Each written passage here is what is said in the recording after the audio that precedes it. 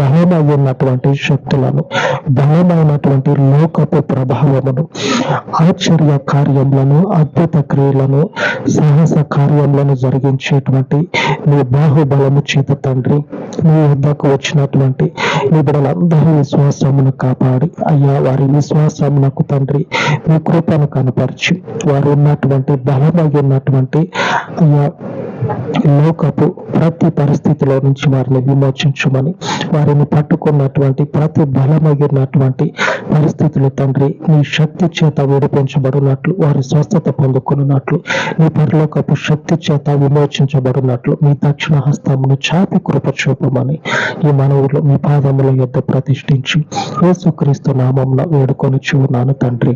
ఆమేన్, ఆమేన్. మన దేవుని కృప మనకు నిత్యము తోడయ్యుండును గాక. ఆమేన్, ఆమేన్.